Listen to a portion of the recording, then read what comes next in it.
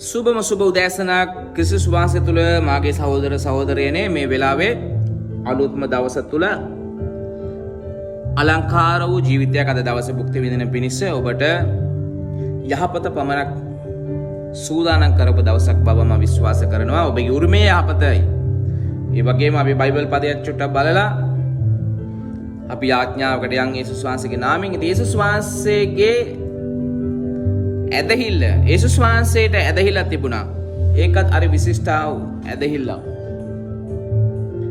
ඒ දේ වචනේ කියනවා මම ක්‍රිස්තුස් වහන්සේ සමග කුරුසයේ ඇන ගසුණු ලැබෙමි. එසේවි නමුත් මම ජීවත් වෙමි. නමුත් තවත් මා නොව ක්‍රිස්තුස් වහන්සේ මා තුළ ජීවත් වෙනසේක. තවද මා දැන් මාංශයේ ජීවත් වන ජීවිතය මට ප්‍රේම කළා වූ මා උදෙසා තමන්ව පාවා දුන්නා වූ දෙවියන් වහන්සේගේ පුත්‍රයාණන් වහන්සේ කෙරේ ඇදහිල්ලෙන් ජීවත් වෙමි. හාලෙලූයා. ඉතින් බලන්න උන්වහන්සේ වචනය මේ ආකාරය අපිට ප්‍රකාශ කරන අතරතුර අපිට බලන විට දැන් අප ධර්මිෂ්ඨකමින් සඵලවත්කමින් නිරෝගීකමින්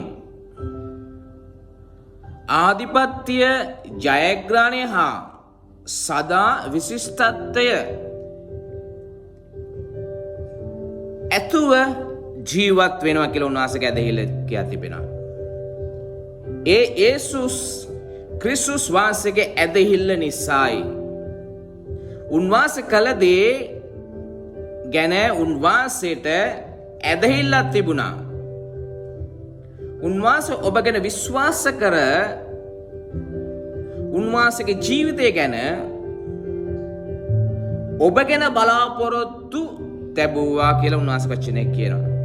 ඔබ උන්වහන්සේගේ සුභාරංචිය විශ්වාසව කළොත් ඔබ උන්වහන්සේ මෙන් වන බව උන්වහන්සේ දැන සිටියසේක.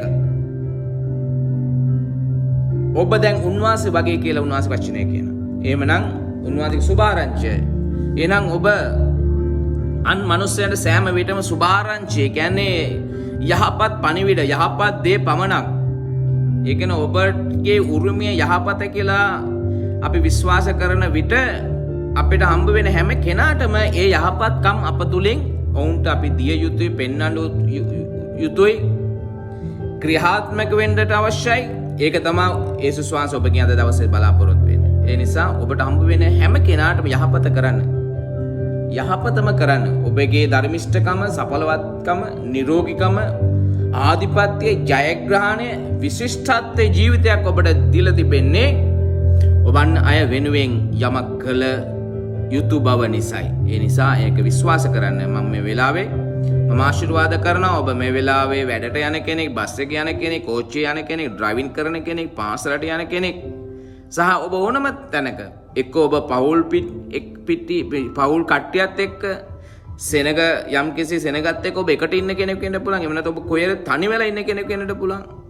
නමුත් දෙවියන් වහන්සේගේ වචනය ඔබ ඉන්න තැනට ඇවිල්ලා ඔබ වද දවසේ ශක්තිමත් කරලා ආශිර්වාද කරනවා කියලා ඔබ අමතක කරන්න එපා.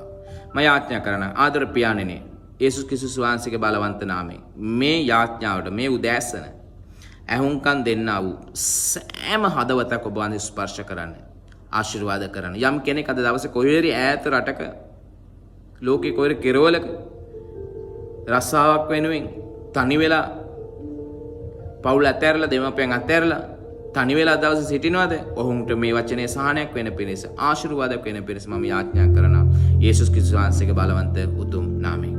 ඉතින් හොඳයි ඔබට ජේසුස්වීටයි මේ ආකාරයෙන් මට හෙට දවසේ උදෑසන අපි හමු වෙනවා. එතකන් ඔබට ආශිර්වාදමත් යහපත් වූ දවසක් වේවා කියලා මම ආශිර්වාද කරනවා.